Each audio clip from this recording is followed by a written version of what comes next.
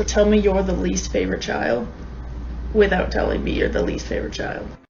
Not to brag, but while my brothers had our parents pay for their college and for most of their bills well into their adult life, mine put me out on the streets when I was a teenager and hadn't even graduated high school yet. So that was pretty nice. And I became the most successful one out of the bunch. So how did the eggs taste? So tell me you're the least favorite child without telling me you're the least favorite child. So this one's easy. So I lived with three brothers and one sister. Older brothers, two, a younger brother and sister, which made me a middle child. My mother also had another boy who died at birth named Gary, and I had two sisters that were given up for adoption and one brother that was given up for adoption. So in my family, I was told because I was not a drug addict, I did not belong to a gang, and I was married, I had a great job, that they had really no use for me, that my other brothers and sisters needed them, and I did not. And so I was always left out of everything. And my grandma was the same way. I mean, I loved my grandma. Loved, loved, loved her. Grandma Bowers. She was my mother's mother. Beautiful, beautiful woman. But she was the exact same way. She favored my brothers, my two older brothers, over me, and would tell me, the boys need me. You don't. And why do you need me? And I'm like, but I need your love. That's all. I don't need your finances. I don't need any of that. I just simply need your love, unconditional. My father, the only love he knew is financial love. And that sure didn't come towards me, believe me. Um, they were weird, you know? Like when my baby sister got pregnant at 17, my dad wanted her to go have an abortion. I'm like, absolutely not. And then after she gave birth, and I had already given birth to two children, that child became their favorite and could do absolutely no wrong. And my children became like me, secondary. And I asked about that. Well, she doesn't have a father. So in order to be accepted in my family, you had to be a drug addict, unwed, um, financially unstable, or in a gang. Then you'd get the attention. So that's how I knew I was always the least favorite. So tell me you're the least favorite child without telling me you're the least favorite child. Oh, buddy, have I been waiting for this day. It's so clear. Well, not only does every time my sister do something bad, I get in trouble for it, but recently I've just been like cataloging the things that my sisters have achieved that I haven't been able to. And it's not like I sit here and I'm like, they have everything, but like these are just some things. Like, for example, I'm Hispanic, but my parents don't believe that quinceañeras are a good way to spend a bunch of money. So they thought that we should all get trips to another country for our quinceañera instead. They would pay and we would go travel and see other countries. So my older sister, she turned 15 and she got to go to Italy, England, the island of Capri, France, and Amsterdam, and like a big tour with her high school. I'm the middle child.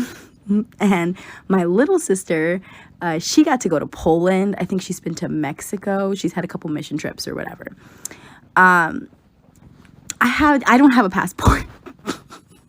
They threw me a party in my basement that my aunt actually had to plan for me because my mom didn't want to, and we had to scramble to find some people to show up for a sweet 16 birthday that my aunt planned for me. But thank you. Shout out to my aunt. She's the bomb. And I actually really had a good time. But yeah. Tell me you're the least favorite child without telling me you're the least favorite. So when I was 19 years old, I moved to New York City from my really small hometown in Northern California. And before I had moved, my family, being a relatively poor family, had dial-up internet, and we were homeschooled and kind of sheltered, so we didn't get exposed to a lot of like TV shows and things like that. One of the things that we were allowed to watch growing up were Cirque du Soleil's movies. So they would film their shows, and they also had one movie that had a bit of a storyline as well. And those were some of the only things that we were allowed to watch because it was appropriate for all three kids. So I moved to New York City and, was doing the broke student thing out there. And when I returned home for a visit, we all of a sudden had DSL, fast internet. My family had signed up for Netflix back when you got DVDs in the mail. And they had bought a bunch of DVD sets of like MASH and Friends and things that we did not watch when I was in the house. That was an odd change, but the biggest blow came when I was back in New York City, and one day I got a box in the mail, and it was from my mom and my brothers, and they had gone to see Cirque du Soleil. My family was not the type to even go out to eat at restaurants, so something like that was a real big treat. And they literally sent me a fucking t-shirt from the show. I would have been thrilled to go to that show with them as a family unit, but they waited till I had moved 3,000 miles away to do it. Oh, and my dad disowned me when I was 14, but continued to hang out with my brothers. So that is perhaps a slightly more impactful example. So tell me you're the least favorite child without telling me you're the least favorite child. Where do I begin? When I was little, I heard on a television show one sibling make a remark to the other sibling saying that they were a mistake.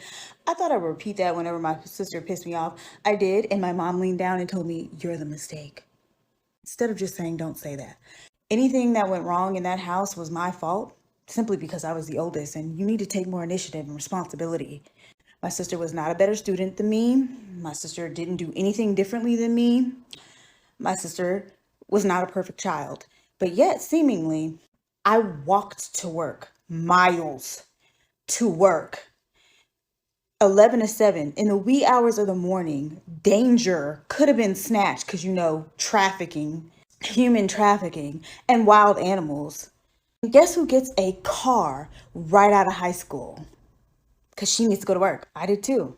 Guess who got to go to college and fail and suck at it? Guess who didn't get their cell phone taken away just one time for going over some minutes? Okay? When I tried to go to school, when I wasn't even living with my parents at 23, trying to get a Pell Grant, my father tried to claim me on his taxes. And I just needed a break at life. And he had the nerve to be mad at me. Oh yes, he's narcissistic. People disrespect me so much that my little sister thinks it's okay she can disrespect me, which is why I don't talk to any of them. But yeah. Anything that was wrong in that house was my fault. And she didn't do anything different than me. Yeah. Sure wish I had those same opportunities. Oh, and did I forget when we moved into the new house, they gave me the smaller room to tell me to get the fuck out, but actually painted her room purple and made it nice and pretty. Never had that. Never had those feels. Not as a military brat where we can't do anything. You have to keep the housing spick and span for the new person to move in because it's the project, it's public housing, it's government assistance. So you can't make the house your own because you have to give it to somebody else and then you got to move. I have wonderful parents, but it's okay because I went to college on a Pell Grant. I'm a transfer student at a major university now. I have a 3.5 GPA and I made the dean's list. And I'll be graduating very soon. And my first car, my husband bought it for me. I'm doing just fine. This where good coochie be. And that's what I learned. So don't get mad at me for how I choose to survive, because that's how I've been getting along through interpersonal relationships. Men.